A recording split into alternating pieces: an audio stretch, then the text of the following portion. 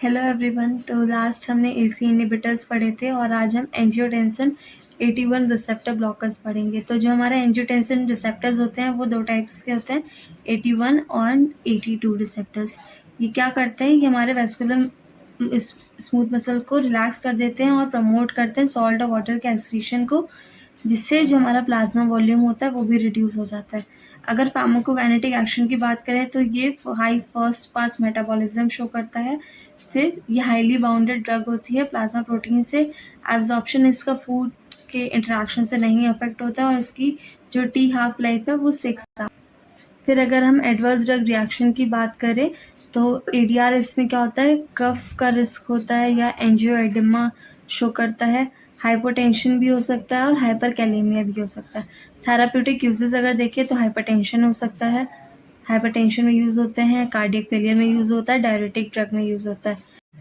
कुछ particular drugs जो हैं वो हम प्रेगनेंसी के टाइम नहीं दे सकते हाइपरटेंशन में, जैसे एसी इनहिबिटर्स या एंजियोटेंसिन रिसेप्टर ब्लॉकर्स या डायरेक्ट रेनिन इनहिबिटर्स या aldosterone antagonist and beta blockers. अगर हम देते हैं या ऐसी कंडीशन बाय चांस अगर कोई डॉक्टर प्रिस्क्राइब कर देता है प्रेगनेंसी के टाइम, तो चांसेस रहते हैं कि हम जो बेबी हो या जो फीटल हो उसका किडनी डैमेज हो जाए, स्मॉल स्कल का इशू हो सकता है, यूरिन का इशू हो सकता है, फीटल डेथ भी हो सकती है, ब्रेडिकार्डिया भी की कंडीशन भी आ सकती है, हाइपोग्लाइसीमिया की कंडीशन आ सकती है, थ्रोम्बोसाइटोपिनिया की भी कंडीशन आ सकती है और हाइपोनेट्रीमिया की भी कंडीशन आ सकती है।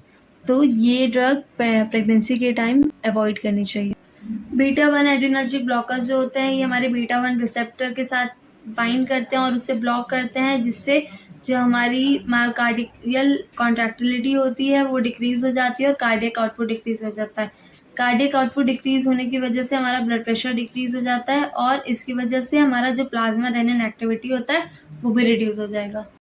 फिर अगर हम बात करें हमारे फार्माकोकाइनेटिक एक्शन के बारे में, तो ये जो ड्रग होती हैं हमारी बीटा ब्लॉकर्स, ये ओरली एक्टिव होती हैं, लिवर में मेटाबोलाइज हो जाती है और इसका टी हाफ लाइफ जो होता है वो 3 to 7 आवर्स होता है। एडवर्स ड्रग रिएक्शन की अगर बात करें तो ब्रेडिकार्डिया की कंडीशन शो कर सकती है, फैटीग हो सकता है, इंसोम्निया की condition, lack of sleep, sexual dysfunction हो सकता है, हाइपोटेंशन की कंडीशन आ सकती है।